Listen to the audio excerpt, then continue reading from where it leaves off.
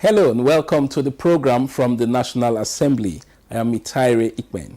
The 2025 Appropriation Bill of 49.7 trillion naira has passed second reading in the National Assembly and will undergo further consideration by the committees of appropriation of both chambers.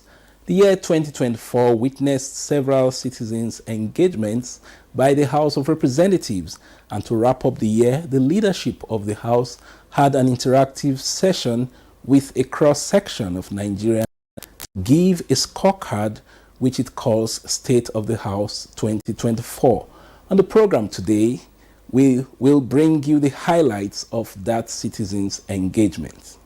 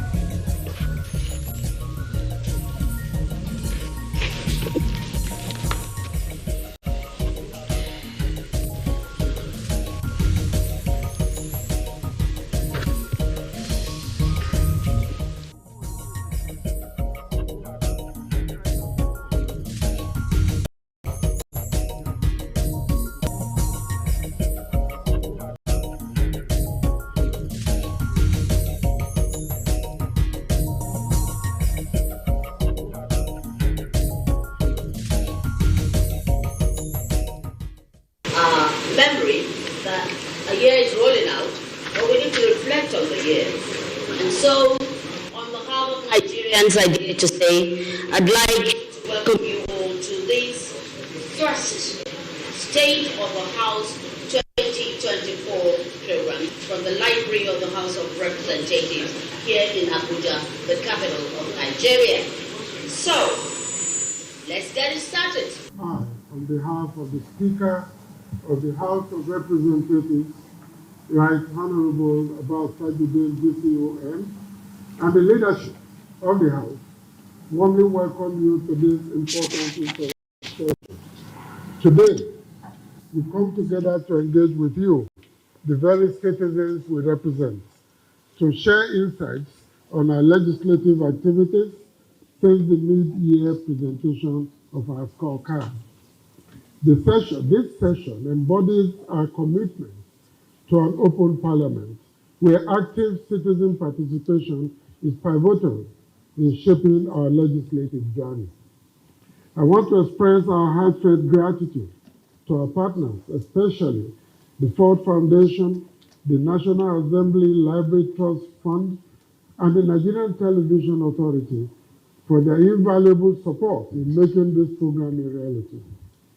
In July 2024, the House of Representatives hosted a week-long open parliament initiative where we presented our legislative scorecards and invited Nigerians from diverse backgrounds to evaluate our efforts, share our perspectives, and provide constructive suggestions.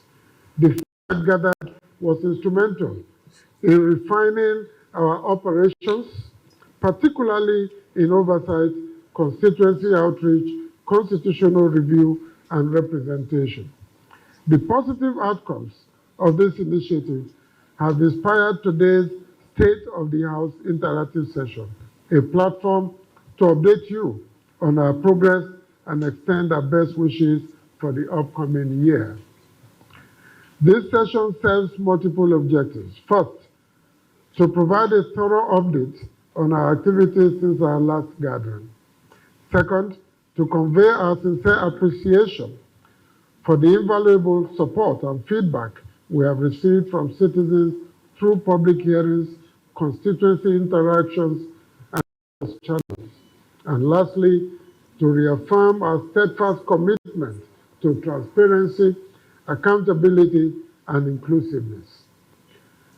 We stand before you today because you have entrusted us with the vital responsibility of voicing our concerns. Democracy thrives when the people actively engage. Over the past 18 months, from July 2023 to December 2024, the House has shown unwavering dedication to its legislative agenda. Key achievements include the introduction of 1,351 bills, marking the highest number presented in any first session since 1999. From these, 89 bills were successfully passed, showcasing our commitment to legislative efficiency. Noteworthy among these are the Electricity Act Amendment Bill 2023, which encourages investments in renewable energy and enhances the power sector's efficiency. The Federal Audit Service Act Amendment Bill 2023, which strengthens financial oversight and combats corruption. The Administration of Criminal Justice Acts Repeal and Enactment Bill 2023, which modernizes our criminal justice system to ensure fairness and uphold human rights, and the Control of Small Arms Weapons Bill 2023, aimed at bolstering national security and curbing violence. Moreover, we have made significant advances in regional and sectoral development.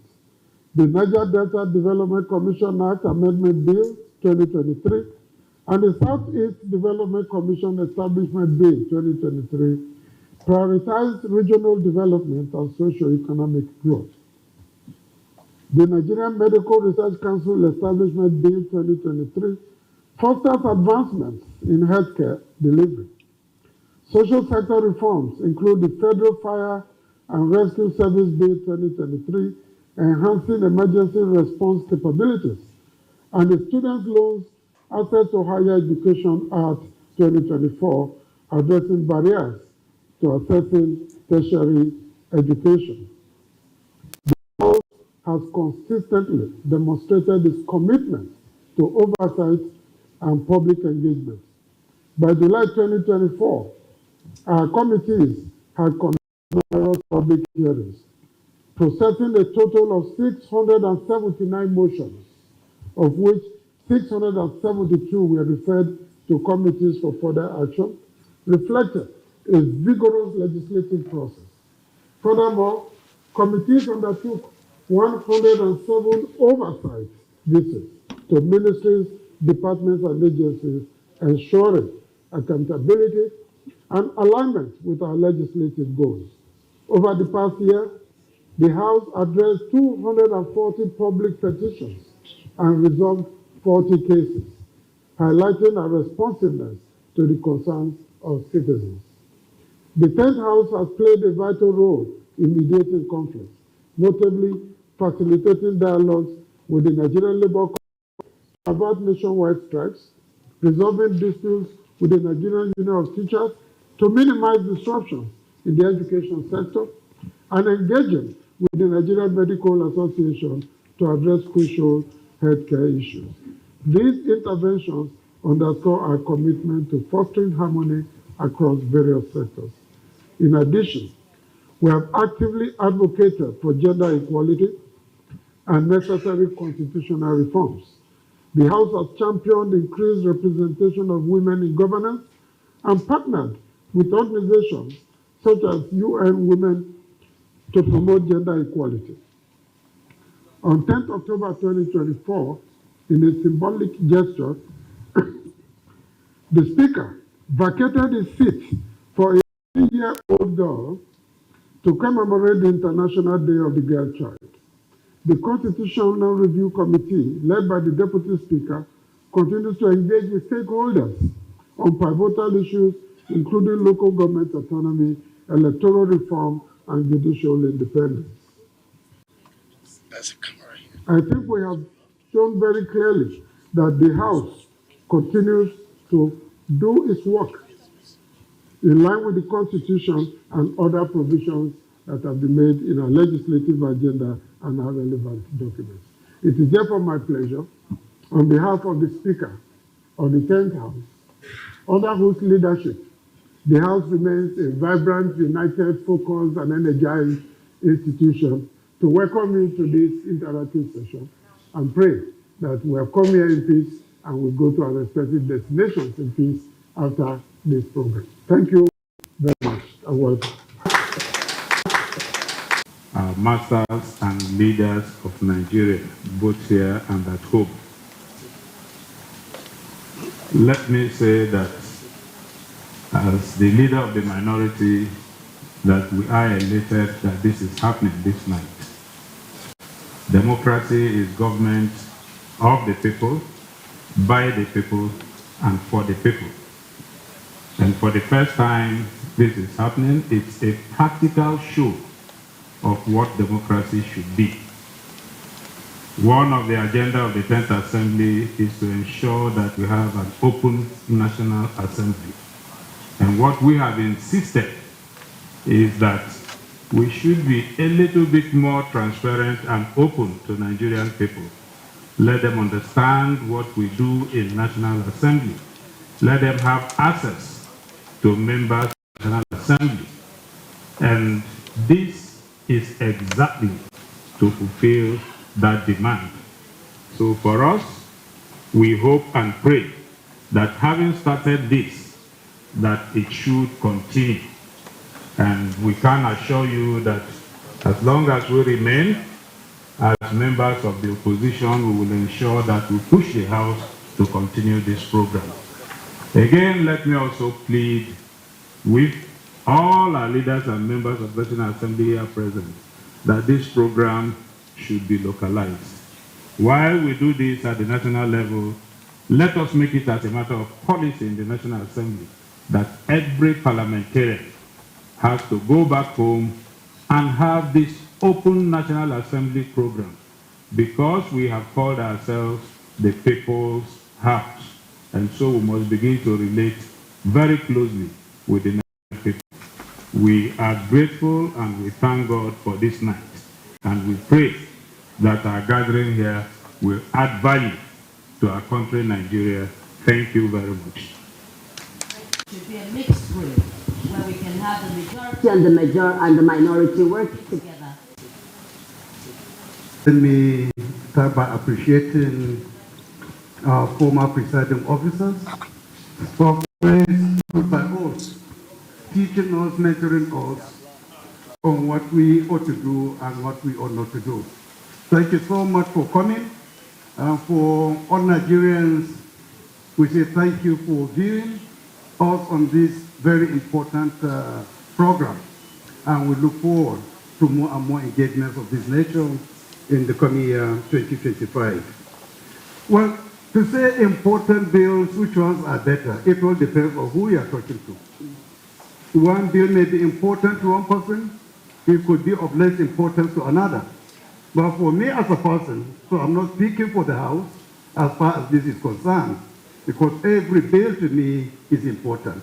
If it is not important, it shouldn't have gone through the legislative process in the House for it to be accepted by Mr. President. But the ones that I'm sure we could say are popular, by my own judgment, are bills that have to do like minimum wage amendment bill, which double the national minimum wage of all public workers in the country and even private. I'm sure that bill, if we are to raise today, perhaps it will come number one because of the reach and the significance and the impact it makes in the lives of our public servants in the country. Again, another bill that comes to my mind that is of great significance is the Student Loan Access to Higher Education Act, which established a framework for accessing loans covering university education and also vocational training. Surprisingly, this act does not just provide for conventional tertiary education.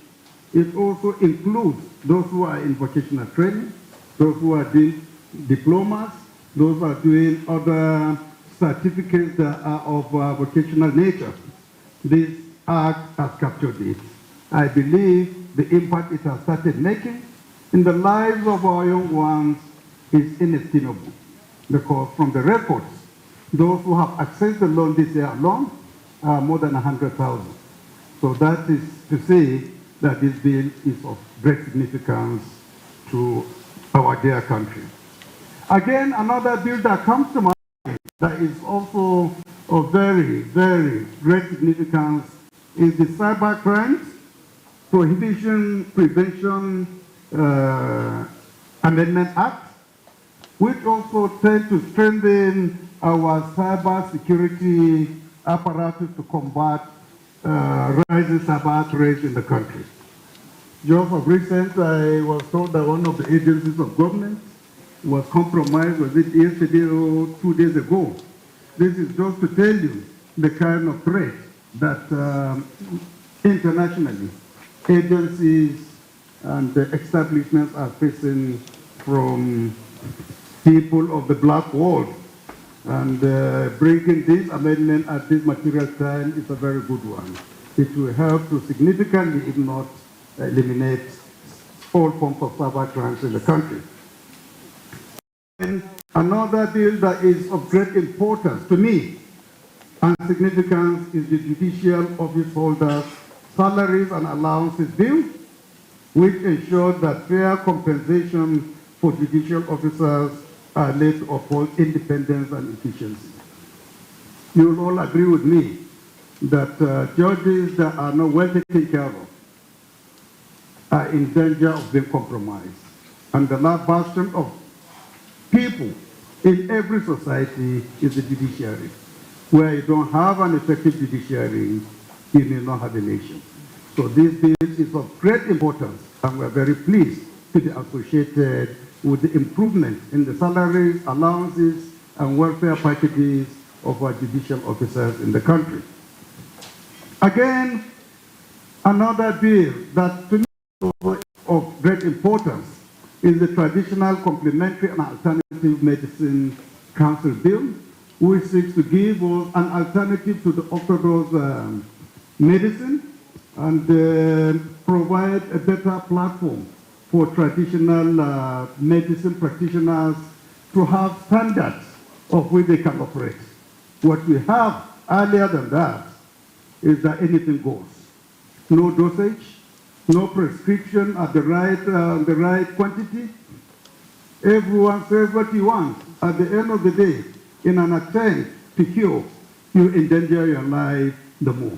So this bill is also of great importance to this country, and I'm sure Nigerians have started reaping the benefits of that. Again, another bill that is of great bills that are of great importance are the zonal development commissions, which already Mr. President has assented to two.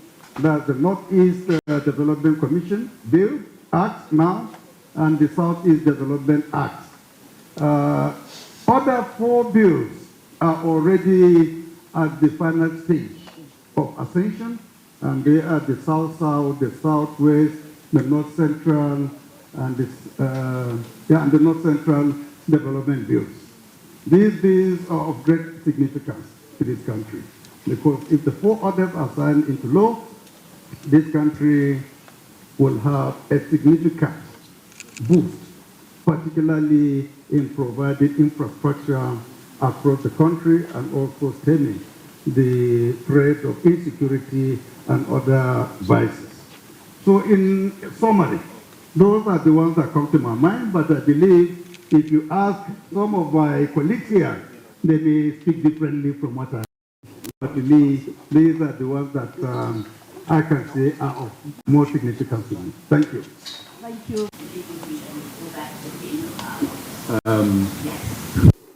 There is also a guideline on how to perform the oversight.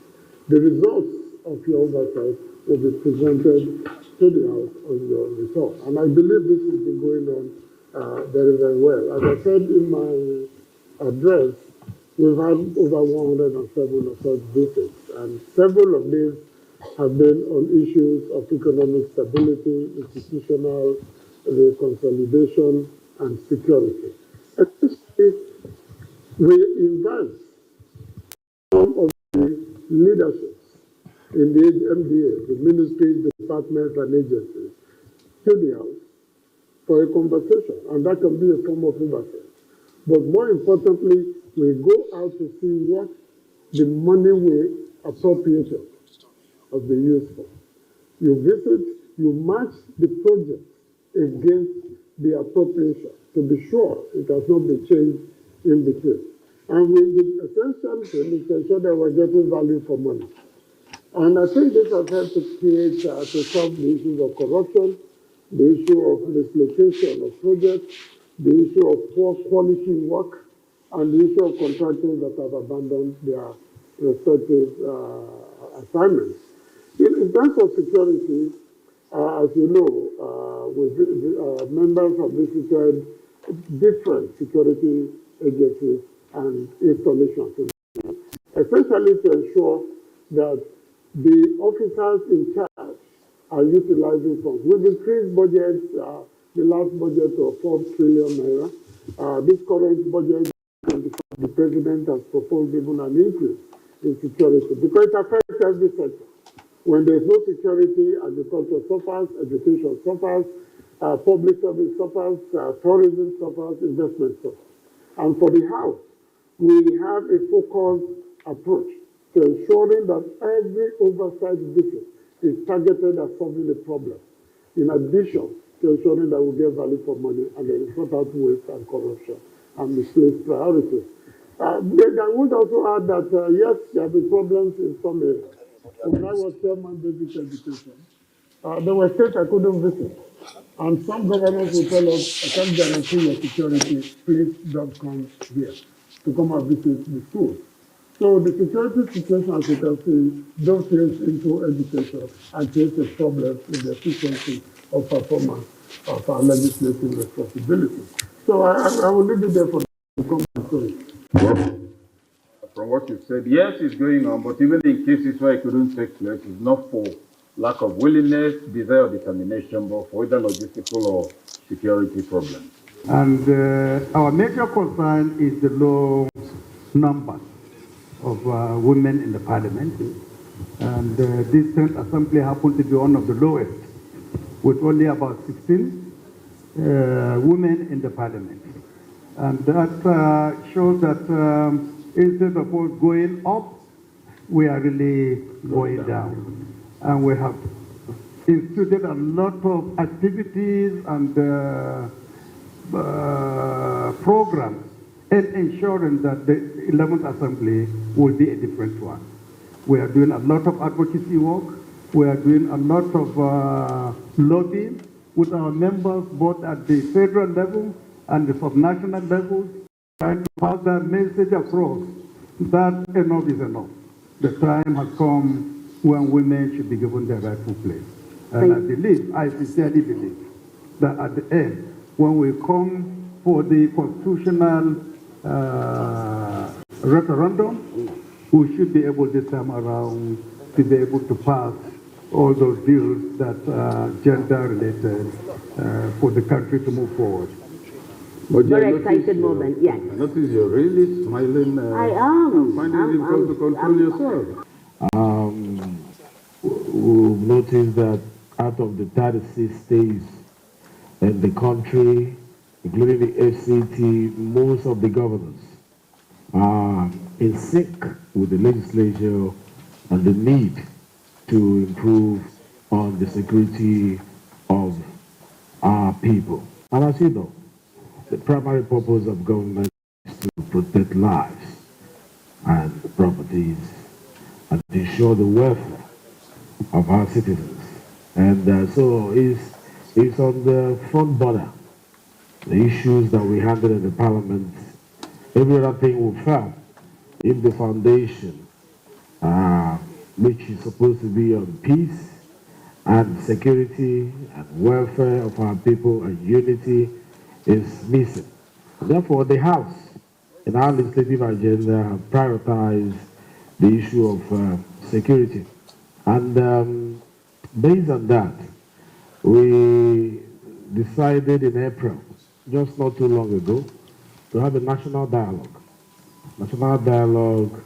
on the pathway to peace, reimaging policing in Nigeria. That was the theme engagement, and it gave us the opportunity of gathering experts and scholars into a room and the public to look at what is happening within that space. How do they want us to tailor it to reflect the desires of Nigerians? That engagement, that national dialogue was a productive one, and the participation was robust. Beyond that, we also recently, I think it was in November, second week of November, had another engagement we call the technical section, where we brought in heads of security agencies across the country to look at the possibility of reviewing overlapping legislation that has affected the efficiency of their operations across board. And we were able to see one or two areas to, work on, so as through synergy, we can achieve more. Through collaboration between the security agencies, we'll be able to achieve more. And beyond that, to show that the area of security is actually very important to the Parliament, we recently, with the support of development partners, sent some of our members from the House to Germany to look at how they have succeeded with their state police in their country. And those ones we sent to Germany, they are back. And they are working well with our technical sections, especially with the constitutional review, because state policing is one of the thematic areas for our constitutional amendments. And we want to make an informed decision with regards to that space. And so the feedback that we've gotten from participants' observation, by going to Germany, spending time with them, knowing where they failed, how they succeeded, is going to inform the direction we'll go. So that the document that will come out at the end of the day will be a document that is based on research, comparative analysis, the input of Nigerians, and those who have thrived in those areas and succeeded. I'm still talking about security. When my boss, the speaker, was speaking, he was mentioning certain legislation that are significant. And one of the ones that comes to mind, in addition to what he has done, is this control of small arms and light weapons bill.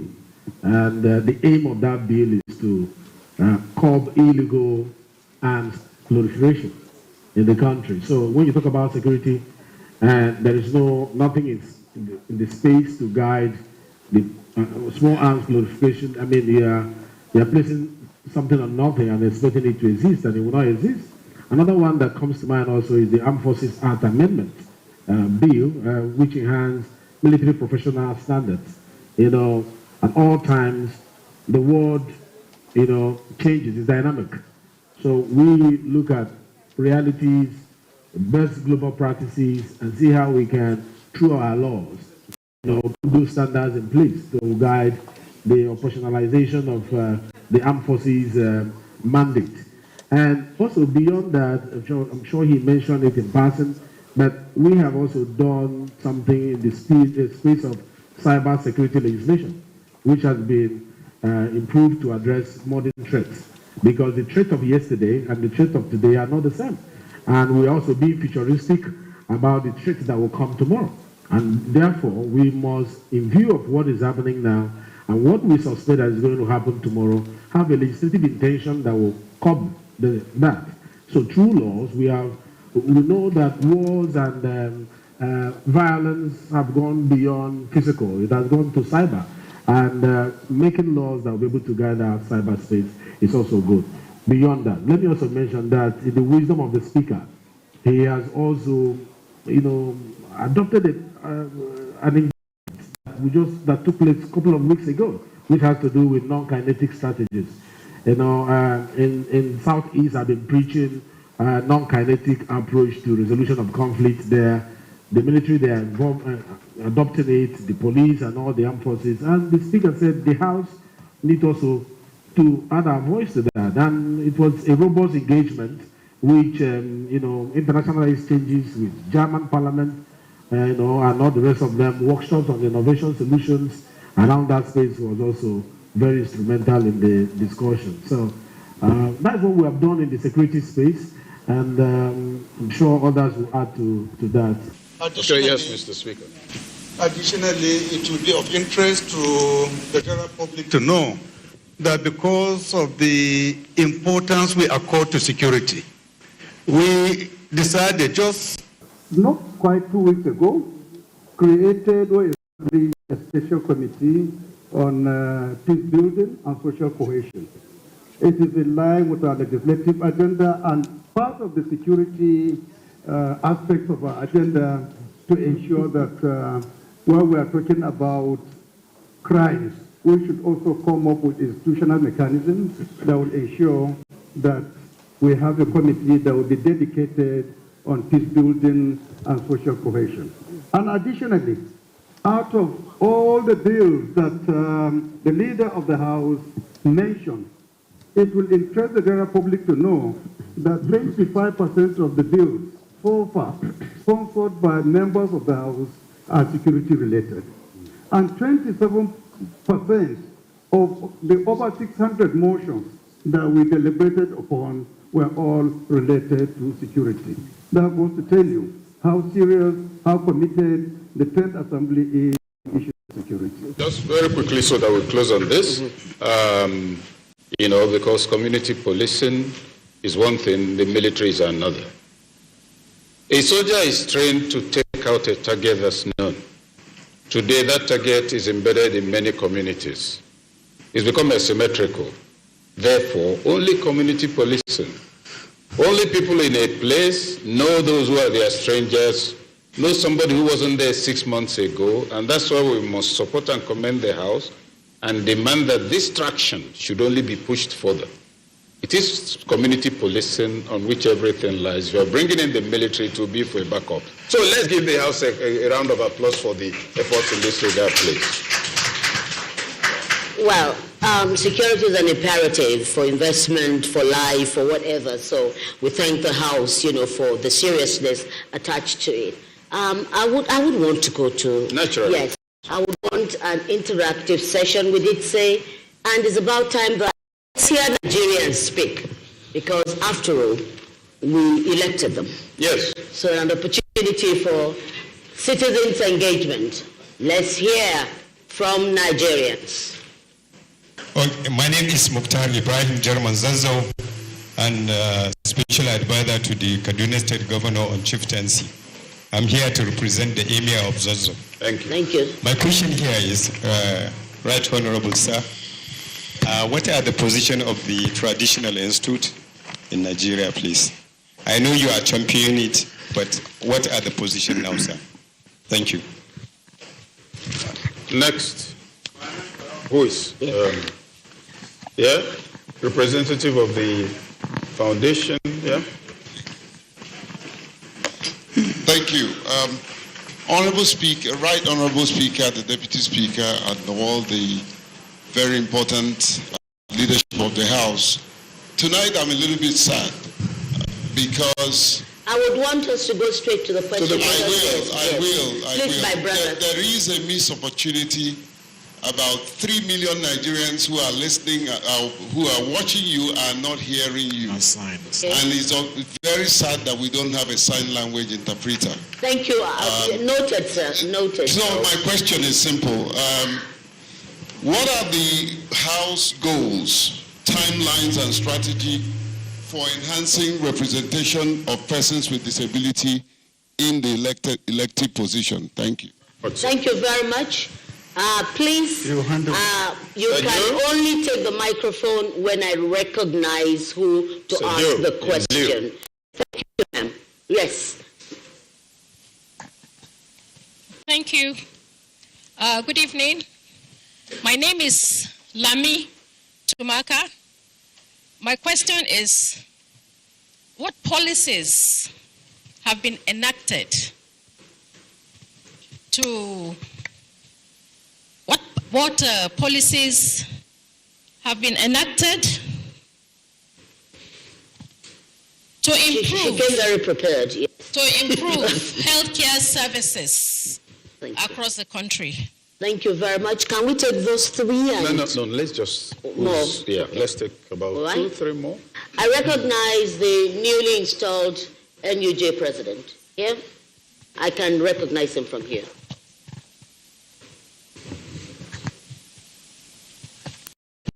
Thank you, the Honorable Speaker, distinguished colleagues, ladies and gentlemen. My name is Alassane Yaya. I'm the NUJ president. I have one question and one suggestion. What are the process has the House made on the constitutional review process, and how is the House strengthening Nigerian democratic institution and electoral laws? And my suggestion is on in 2025. I'm hopeful that we are going to prioritize.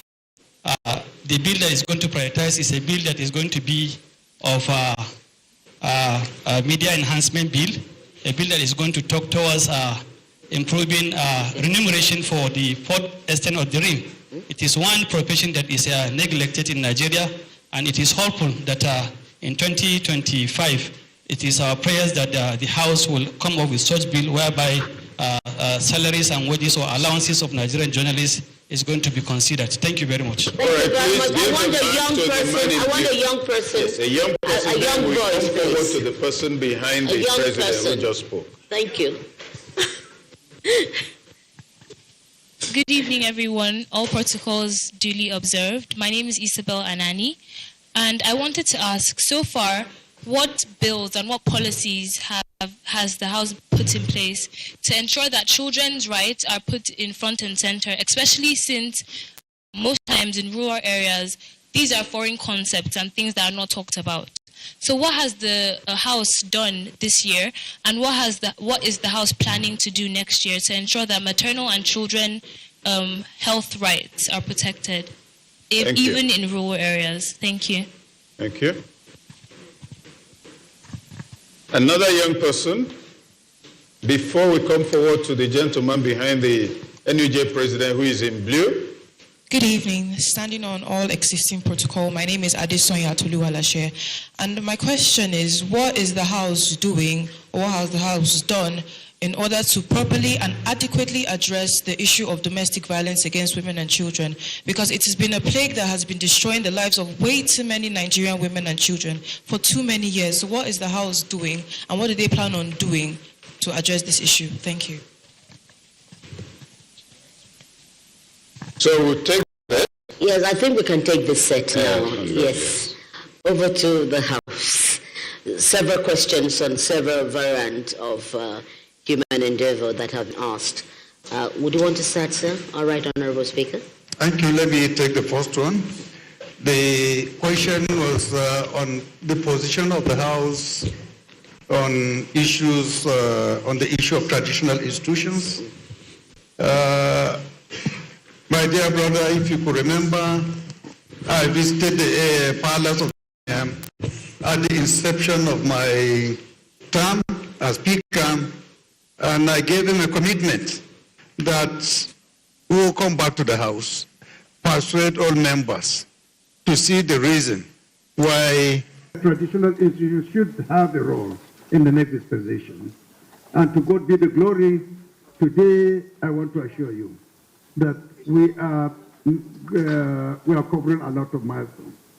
We have created a committee on traditional institutions for the very first time in the Parliament. And the committee has 6 members plus Abuja so that we give it a national coverage.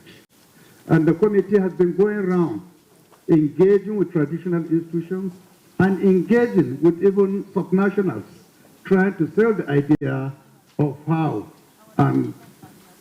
we can be able to create a niche where the traditional institutions can be able to play a role in the next dispensation. And we have had a lot of interactions, even here within the National Assembly, where the traditional institutions were invited, and they came and contributed, and they submitted a lot of memorandum and documents in support of creating a constitutional role for them. So we are on the right track, and I believe by the time we come to the level of the memorandum, a lot of support would have been generated for it to actually pass both the level of the National Assembly and the state assemblies as well.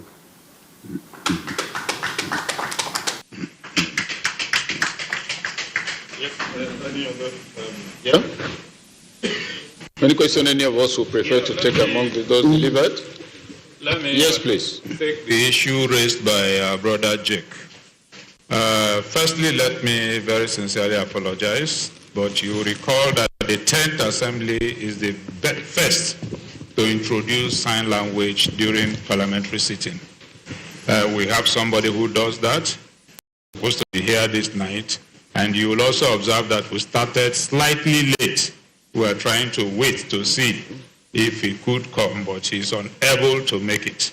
So it's not that intentionally we did not get a sign language person to be part of this ceremony. We do it in chambers, and I can say that the 10th Assembly is the start. And then to also assure you, even in our budget this year, incidentally, I'm chairman of that subcommittee that is going around to look at the entire House of Representatives, to look at areas where we need to cause some amendment to be friendly to persons with disability, including our lobbies, toilets, offices, stage, and all that. So that is being considered by the House. We are not unfriendly at all to persons with disability. Thank you. And additionally, for the very first time, the 10th Assembly has seen it expeditious to appoint an SA for disabilities. We have a senior advisor disabilities to the Speaker, and he also has 3 other special senior legislative aides working along with him. I see. And the 2025 budget that we are about to start deliberating on, we already have a proposal where the whole entire National Assembly will become disability friendly, providing platforms where disabled people can be able to access easily. Okay. Thank you. Thank you. Are there any outstanding questions? Well, yes, please. The issue of domestic violence. And then young people, let's not forget that. By one of our young people. We, as a house, took it up long ago, working with civil society organizations to prioritize bills that would address it. In fact, we have 2 bills, one on sexual harassment of tertiary institutions and public institutions, which I believe have got to the Senate for concurrence, and we have one on gender-based violence, specifically. And this has also gone up to the Senate. But beyond that, we are also of the view in the House that it is through education and economic empowerment that you enlighten people to the extent that they begin to respect each other in the workplace and beyond. And I think a lot of the bills and motions you see in the House have to do with one form of economic empowerment and economic liberation. Thank you very much. Any other reaction? Oh yes, the issue with Child's Rights Act and all that. The current 10th Assembly, in the wisdom of the Speaker, has prioritized the issue as relates to human rights and law reforms, which directly implicate on the child's rights. And again, it should be noted that that element is also a shared feature of the assemblies. Most states have made laws on the Child Rights Act or child rights law at the state level to assist young persons, especially those within the age bracket of children, so they can be protected from violence and their rights can be guaranteed as enshrined in the Constitution. And again, even the Constitutional Reforms Committee is also looking at those issues that affect children directly. Thank you. Let me say something on the child rights as well as the gender-related violence. In addition to what my colleagues have said, with regards to the Child Rights Act, the law that we have in that space is strong. What is our major concern is the domestication of these laws in our various states. Over the years, we have found out that the parliament at the federal level will make good laws. But when we carry out our post-legislative scrutiny, the result always comes up that implementation of these, they are not giving wheels by the states. Take for example, we unbundled power from the exclusive list to the concurrent list. Only few states have domesticated it by making their own state laws that will enable them leverage the opportunities in that sector. The same with rail line, the same with other aspects of our law. The same thing with child rights. Most states have not domesticated it the way it's supposed to be. So that is pushing the ball now to the state legislators. We are the federal. Once we intervene, we make sure that it gets to the grassroots. So that is what we are. Now, when it comes to gender, these parliaments have done a lot in that space. Gender-based violence, we have partnered with a lot of NGOs and development partners in pushing. For example, let me mention this. We call that bill Mandatory Inclusion of Preventive Measures and Teachings on Sexual Gender-Based Violence into the curriculum of all levels of secondary schools in Nigerian bill. It's a bill. This is the name of a bill. So we have included, the primary objective of that bill is to put a mandatory preventive measures and teachings on sexual and gender-based violence into our civic education curriculum in all the schools, secondary schools in Nigeria. And beyond that, we also passed another one, which we also, through the advocacy support of development partners, we passed what we call the Anti-Sexual Harassment in Tertiary Education Institutions Bill.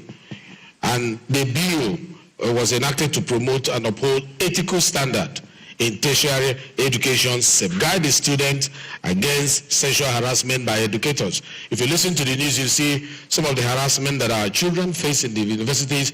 And when we saw that, we went back, the speaker insisted we must get a law that will protect our children in school.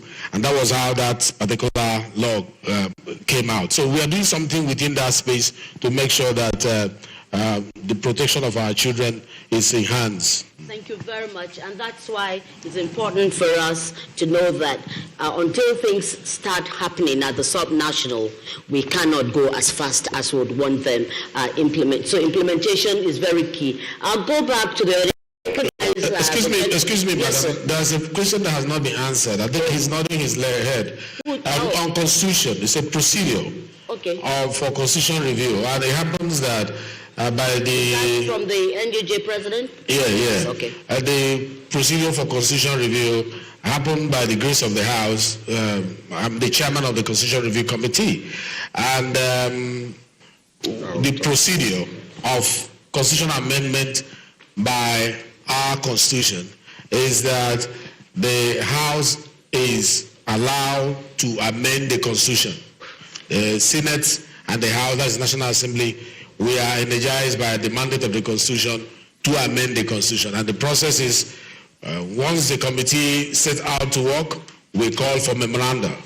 And we receive the memoranda, we go back, look at them, outline them in their thematic areas, and based on that, we're going to go into engagement with the public. And what we have done severally has been to have sort of town hall or sectorial engagement.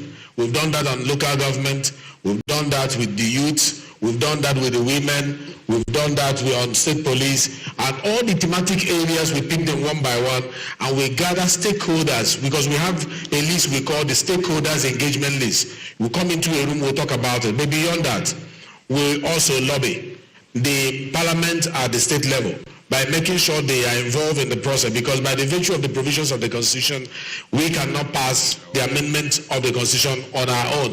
It needs the input of the House of Assembly at the state. So we brought them in at the earlier stage to make sure that they are part and parcel of what we are doing. So what is going to happen now, where we are now with our Constitution, is that we have received this memoranda, we have analyzed them into thematic areas, we have to engage the Houses of Assembly to be part of our committee. We are now proceeding to do town hall meetings that will go into the geopolitical zones across the country.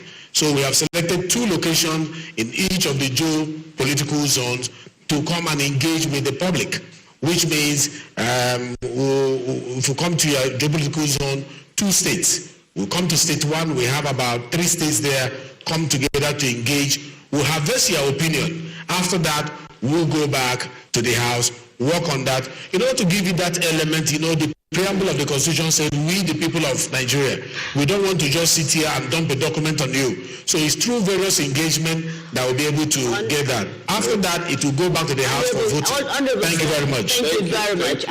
Police would like to plead that we have such a limited time, particularly on live television. Our time is going so fast. Sorry, Moji. Because the issue is now on subnational government, and you know that 2 years ago, there was... Prof, I'm going to give you only 10 seconds to speak. Yeah, I've just taken up the 10 seconds. No, so go ahead. No. You know there was a People's Summit? Yes, I recognize you. Please, when I recognize you, can you be upstanding? The man in blue, the woman with the freedom hair. Yes, the woman with the short hair. Yes, and the youth here, and of course the gentleman with the gray hair is the only one that is, exhibiting the gray hair in front. Yes, sir. As the NIPR president. Yes, the president of NIPR. That's my president, by the way, sir. So I need to recognize, to make him speak as well. Please make this fast. Okay, thank you very much. My name is Ahmad Sajo. I'm a fellow of the Nigerian Institute of Public Relations, even though my president is here.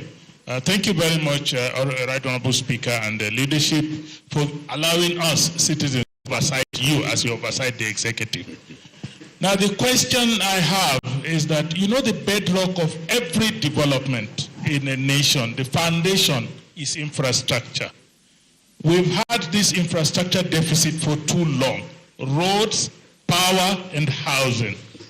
How does the 10th Assembly plan to ensure appropriate oversight to give the Nigerian people, to reduce the infrastructure deficit to a level that the Nigerian people would be comfortable with roads, power, and housing? Thank you. How do you ensure value for money? Thank you.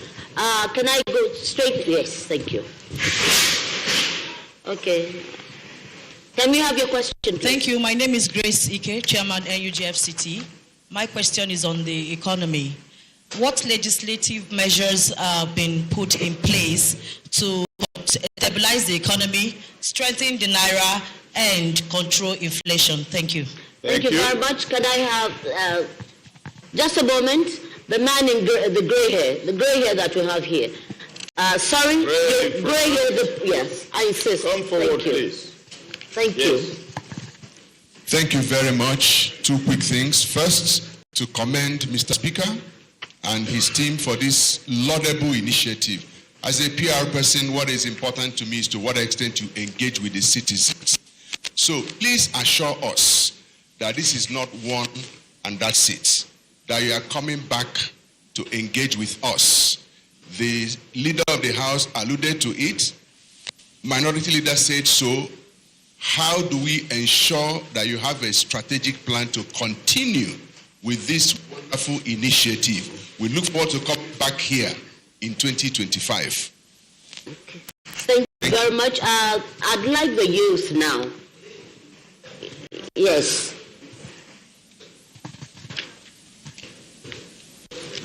Yeah, my name is Abdul Samad Kiari, and my question is: how has the House ensured increased public funding for public schools, for public education? Increase public funding for public Increase schools, public right? funding for public institutions. Yes. Can I please just go back to the crowd and the audience? You need to be quiet so that we can have one house. One house. One house, please. Very quickly. Yeah, quickly, please. Thank you very much, the Speaker, Deputy Speaker, and invited guest. My name is Azizat Ishao, the Speaker of the Nigerian Youth Parliament. So I'll go straight to the point, sir. Okay, Speaker, ask and speak. Okay. My apologies again, sir. According to data available, we know that we have a very large number of vibrant labor force filled with young people between the age of 15 and 29. And recent events has also showed that young people are not readily or effectively engaged. So my question to the House is, how is the People's House ensuring that the budget allocation addresses the issue of underemployment or unemployment among young people, access to education and skill development? Thank you. Next, please. Next, please, quickly. Good evening, the Speaker, Deputy Speaker, distinguished guests. My name is Ehosa Ero from the National Talent Export Program. My question is, how is the House supporting job creation, creating employment, and also enabling the environment for service export? Yes. There's a young lady behind you. Yes. Directly, please, can you take the microphone back? Here. Take the microphone back. Okay. Thank you. The Right Honorable Speaker, the Deputy Speaker, my name is Kemi Yusufu. I'm representing the Guild of Corporate Online Publishers. My question is for the Majority Leader, Professor Julius Yonveri, and it borders on the issue of separation of powers. And it seems that the National Assembly, especially in the 9th and 10th Assembly, has struggled with the reputation of being a rubber stamp legislature. So will you also consider the 10th House? Is it right for me as a journalist and observer from outside to describe the 10th House as a rubber stamp house? Thank you. Thank you. Gentleman behind you. Yes, please. Chijoke, right behind you, right behind you, right behind you. His hand has been up for a while. My name is Emmanuel Vadbore. We have a coinage in Nigeria now called Jakpa. And the bedrock of every nation is the youth. And they are busy Jakpaing every day. And that's a dangerous signal. So my question has to do with, what steps have you been taking to ensure that the youth participate in governance and policy making in Nigeria? Thank you. Point made. Thank you very much. I want to come back to this side of the hall, yes for your answers to some of the questions raised. Let me kickstart the answering of the questions, beginning with the first question asked on infrastructural deficit. What is the House doing about it? First and foremost, I want our audience to know that 19% of all the whole entire motions sponsored in 2024, January to December, were largely on infrastructure. 11% of all the entire bills sponsored by members in 2024 are also infrastructure related. That goes to show you the concern the House have on issue of infrastructure in this country. But beyond that, we all know, we are a legislature. We have limits to what we can do. We can come with the best legislation. But implementation could be another thing. 2 days ago, I made a statement during my closing remark when Mr. President visited us. This is a country where our budget is extremely, extremely low compared to our needs. We have more than 1,000 agencies. And the total budget, if you look at it, you find that it does not satisfy up to 20% of the requirement of each and every agency we have in this country.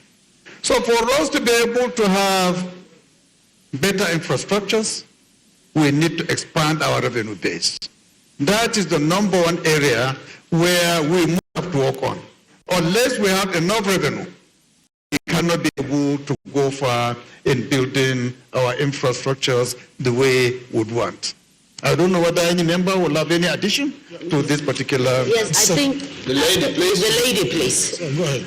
Well, thank you very much. I will like to digress more on the issue of gender inclusion.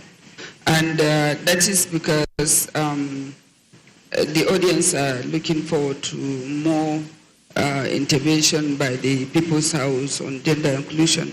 And balance political participation and power sharing between men and women is an internationally agreed target in the Beijing Declaration and Platform for Action.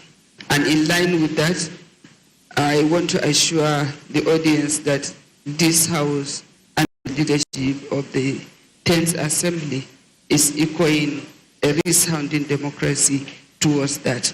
One of those things is that even the 2021 Gender Equality Bill, which has not seen the light of the bill, has been revisited, and the Constitutional Review Committee, which I am also a member, is actively engaging all stakeholders that are not among equals, but the Right Honourable Speaker has navigated his ways that at this particular stage, the chairman of the Constitutional Review Committee, who is the Deputy Speaker, is here, that almost 80% of members are not averse to passing the bill. But notwithstanding, we have not relented in our personal lobby. We have had a lot of advocacies about 10 engagements with different international partners, civil society organizations, and other relevant partners. And this is all in an effort to ensure, and the belief the House has, that when there are greater participation of women in Parliament, there is quality representation, quality democracy, there is accountability. And again, more so, you could see that in Africa, Nigeria is the giant of Africa, that is the saying goes. But if you look at the whole of Africa, starting from Rwanda, who has about 69% of women as a result of the quota system, going down to Tanzania, 50%, Uganda, Zimbabwe, all the African countries, South Africa, South Sudan has been maintaining the proportional representation for decades. And equally, even in the smaller countries like Seychelles, Mauritius, Nigeria is the only country that has less than 10% representation of women. All others from 30, 50, 60, and 10%. And Mr. Speaker is someone that has been very familiar with parliamentary democracy, and he has participated in a lot of parliamentary organizations, and as a matter of that, he has taken it. I hate to stop the woman, but I know your passion, and I'm sure. And very simply, yes, there is three things that I want you to know. Yes, ma'am. You need to round it up. Yes, there are three things I want you to know that this House is doing. One is the People's House is working on advanced legislative drafting, because we are complaining that we don't even want to see issues of disparity even in the bills, where you said he or she in the Constitution. We want a neutral how you address. For instance, if you say Mr. Speaker, you can say Madam Speaker. Speaker is Speaker. The Senate President, we are okay with. But not when you are addressing he that in the Constitution, and these are all issues. And another thing is that the issue of gender-sensitive budgeting. Mr. Speaker has put it as a policy that any appropriation, any bill that is coming to the House going forward must pass through the gender test before it reaches the chambers. So meaning that whatever we are doing, this House is very, very conscious of the gender aspect. Thank you. Thank you very much, because we have to release infrastructure now. Yes, please. You want us to say something? Yes, please. If it can be within 2 minutes. 2 minutes on infrastructure. You haven't spoken. One of the things we have done in infrastructure is that the House, under the leadership of the Speaker, we have moved for the establishment of regional development commissions. Thank you. So that development can trickle down to the grassroots in terms of power, in terms of infrastructure, in terms of technology, in terms of agricultural support, and all the rest of them. And Mr. President has partnered with the Parliament in approving those, assenting to those bills. So now we have Southwest, we have Southeast, we have Northeast, we have Northwest. We are hoping that South-South will follow suit, as well as North-Central. So with that, infrastructure can go down to the Thank you very much, Deputy Speaker. Yes, I'd like him to come on behalf Yes, of... let him. We haven't heard from Spoken, him. yes. Mr. Speaker. Sorry, kindly adjust your mic. Yes, please. Just to add to what Mr. Speaker have said about the infrastructure, the roads, the hospitals, the schools, I want to say that yes, these decays are there, and the contribution of the members of the Parliament have really strengthened, or rather have improved some of these institutions through what we call zonal intervention of all the members, right from the Senate to the House of Reps. This zonal intervention is an intervention that helps in the rehabilitation, construction of even hospitals, roads, schools, mention them, trainings, acquisition of skills for the, our young youths and women. And this has really helped, yes. Thank you. Thank you so much, sir. I know that the minority leader, can you do it in 1 minute, sir? Quickly, to add on this infrastructure, which is very important, we have insisted and persisted that for every budget that comes before us, the overhead cost must come down and capital must go up. Thank you and then starting with FCT that we legislate for.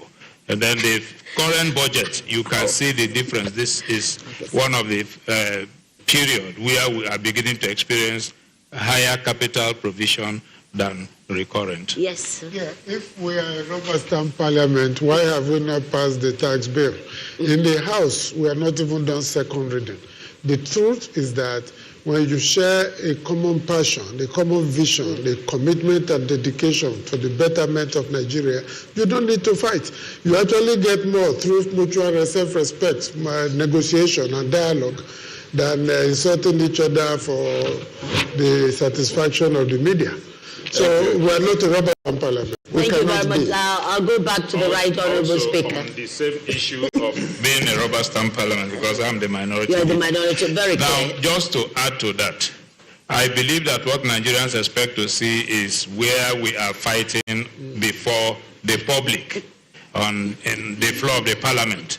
But I want to say that yes, we disagree. We fight in-house and discuss issues properly at the executive session. Sometimes, if it is necessary, we exchange blows. But when we conclude with that, then we can come to Parliament proper. Because today, we have 7 opposition parties as against what we used to know before now. So it's a special tent assembly that you are seeing. What you are seeing outside, that it appears everything is rosy, we disagree. And that's why the tax bill is still pending in the House. Thank you so much. Right Honourable Speaker. Somebody asked a question that we need to guarantee that this kind of engagement. I want to assure you, my brother, that the same question was asked in July when we engaged the youth of the country. I promised them that every year we'll have 2 engagements at the middle of the year and at the end of the year, and to God be the glory. We delivered that promise just a week or so ago. And I want to assure you too, and assure the Nigerian people, that this kind of engagement will be taking place twice in a year. The choice of December for this program is deliberate, because December marks half of our legislative year. By June next year, we should be wrapping up the whole legislative year.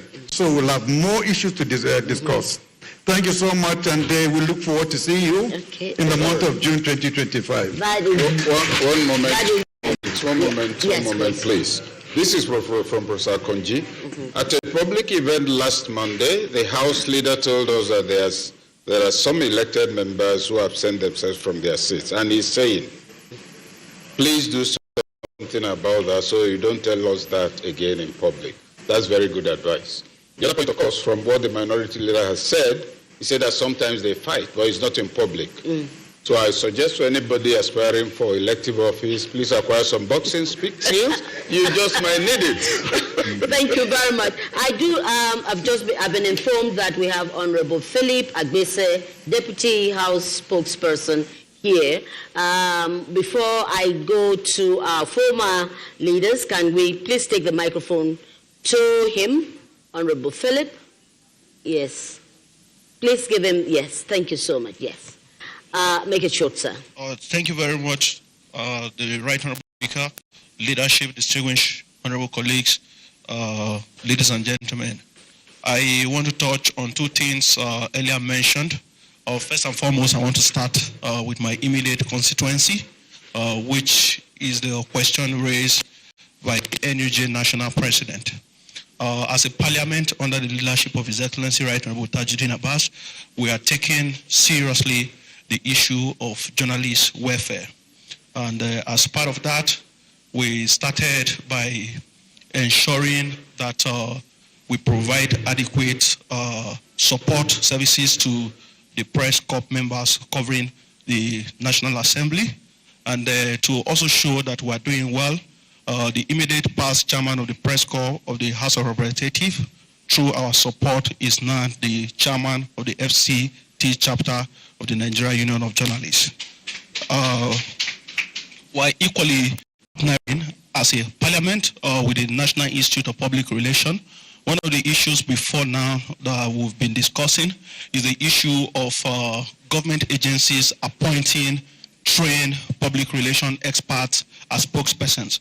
I'm happy to inform this gathering tonight that under the leadership of His Excellency Right Honorable Tajuddin Abbas, the 10th House of Representatives has the chairman, who is the spokesperson of the parliament, as a member of the Nigeria Institute of Public Relations, and myself, the deputy spokesperson, also as a member of the National Institute of Public Relations. But equally, please, before I go, let me talk. Can you round that up? Okay, I'll round up. Let me speak just briefly on the issue of citizens' engagement, because that is also very important, and it is one area that His Excellency the Right Honorable Speaker and the Parliament who have done quite a lot, and Nigerians are happy. And to buttress that point, in law they say the facts speak for itself. That is the gathering that we're having tonight to discuss with Nigerians. This Parliament is one you can easily describe as a town hall, because we are always open to Nigerians as a people's house who are everly engaging, discussing the progress of this country. Thank you very much, Honorable Philip Agbese, Deputy House. We are now going to move on and listen to the former presiding officers who are in the House. And they have sat quietly and listened to the engagement and the conversation of today's State of the House 20 citizens engagement. Initially, I did introduce just the person, but I would like now to bring on the former Speaker, the only female, the Right Honorable Patricia Ite, for her comments. I think the microphone should go to you. Can we bring the microphone straight to her? Yes, I've got one. Thank you. Yes, Right Honorable. Let me first of all appreciate Mr. Speaker for extending the hand of friendship to the former presiding officers to be here. On behalf of us present and those that were not able to be here, I want to tell you that we really appreciate you and we are with you all the way with all the things you've been doing. Now, there are some issues I'd like to raise to assist the 10th Assembly, most especially in the area of communications between the National Assembly and the citizens. I believe the gap is too wide. And what we are doing today is one of the areas where we can actually, bridge the gap. But I believe we can do more. How can we do more? It's just in the area of making sure that all these bills passed, there are so many, and I know that they are for the citizens of this country to improve Nigeria as a country. How will it go down to those people that we pass this bill on? I will advise that probably we can do it in such a way that we do it in various Nigerian languages. The people that you are communicating with are majorly illiterates, and also the children.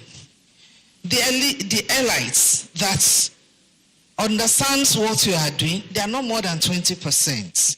So the balance of 80% are being locked out. So please let us look for ways and means how we can reach the grassroots.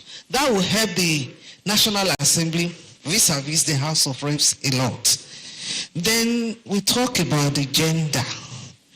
My sister, you have really mentioned virtually mostly all the countries that have gender equality. But there's a missing link. The missing link is it can only be achieved through legislation. Go back and study their legislators and have your partner among them. They will tell you how they got to the situation they had today.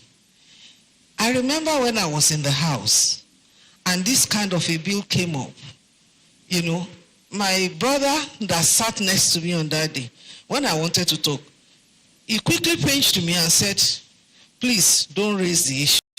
Which of these men you do not like to come back? And honestly, it makes sense. But we are talking of equality at the parliament. How is it being achieved? They gave women of those countries some leverage through legislation. Please, I'll see you later, then we'll discuss on that issue. Thank you so much, ma'am. Then the issue of security and economic reform. Nigerians honestly want to hear something very concrete about security. I'm quite sure that a lot of people cannot sleep with their two eyes closed. How can we do this? You've done a lot. There's no doubt about that. But the communication is not really reaching those people that wants to hear from you, sir. Mr. Speaker, if it means creating another ad hoc committee to see that all these languages are entrenched into your laws that you are being passed, most especially the ones that are very germane, please let the people that are really interested know something about it. It will give you a mileage, and definitely. Nigerians will love a National Assembly for doing that, rather than for them to believe that they're not really doing something they're supposed to do. And we know that you've done a lot. If you don't tell us, we appreciate that. But let's the people know about it. God bless you. I hate to break in, but yes, we don't have. Thank you so very much. Germaine points have been made. Just before that gone, just to let the House know that the governor of Borno State, Professor Zulumbi, is here with us. Wow. Let's give it. Where is he? Okay. All right. Well, We have just listened to the comments and conversation from former Right Honorable Patricia Ite, former Speaker. We also have with us the former Speaker, Right Honorable Dogara, who is here, and sir would like to listen to your comments, just to let us know that we have less than 10 minutes to be on live television. So please let's welcome him very warmly and listen to him. And I'm sure the cameraman you're blocking him. Thank you. The Right Honorable Speaker, Deputy Speaker, my leaders, members of the National Assembly Management Staff, my Speaker and my Deputy Speaker. You know, every speaker has his own speaker. So, I think I'm here putting on two caps, representing myself as a former speaker, and then as the secretary of the former National Assembly Presiding Officers Forum. And I wish to extend the apologies of some of our leaders who are unavoidably absent, and they would love to have been here, but unfortunately they are not within Abuja. And I have the authority to thank the Speaker. We're here because of the special relationship that we have with him. And to commend the House for deciding that we should have this kind of forum where the House, the institution of the House of Representatives is being returned to the rightful owners. It was Confucius that told his disciple, Tekun, that three things are essential to governance: weapons, food, and trust. And he said, if a leader cannot hold one to the three, let him first cast away weapons, then food, but he should never cast away trust. And this thought still convinces today. We saw how the Taliban foot soldiers simply melted and disappeared because they lost trust in the leadership of Taliban. And in the World War II, those of us who are students of history, we saw that food rationing didn't change anything much because the people trusted their leaders. So there's no better way of cultivating and deepening trust with the people we represent than speaking to them or engaging with them. As a matter of fact, in those days, I used to think once you are elected as a parliamentarian or legislator, you will have the irrefutable consent of your people to speak on their behalf. But with these innovative approaches of the present leadership, I've seen that I was wrong. Perhaps if I have not spoken with them, I may not have the right to speak to them or speak for them. And what we used to do is either we're talking to them, we're speaking for them, but we will never speak with them. And this has given us the ample opportunity as Nigerians to engage face to face with the leadership of the House and by extension the entire House of Representatives. So this is commendable. And I want to suggest that doing it just in Abuja may not serve the desired purpose. But having been a leader here, I know where the dead bodies are buried. But if we have the funds, we can escalate it to zonal levels, where the speaker can lead his team to engage people of the Southwest, South-South, Northwest, Northeast, and North Central, and then get to know their feeling. And the last thing I want to say is that after that, we need the courage to convey the feelings of our people in clear and unmistakable terms, most especially to the executive that were called to oversight. If we lack the courage to do so, then this exercise is useless. Thank you, and God bless you. Thank you so very much. There's a consensus of opinion there. This innovation must stand the test of time. This innovation must stay alive. This innovation must be cascaded to the subnational so that every Nigerian feels and knows that I can actually meet with my parliamentarians, and the element of trust which has come up would be one which will be subsumed in the motion that Nigerians can rely on their parliamentarians. To ensure that every year, 2 times in a year, will create an opportunity for all Nigerians to ask for questions via this kind of platform. And we'll also go back to the House and also advise all our members that this kind of initiative, go to your own constituencies and try as much as possible to do it twice in a year. Get the inputs, get the feelings, get the problems of your people, so that when you come back, you'll be more informed about what to contribute to your own people on the floor of the House.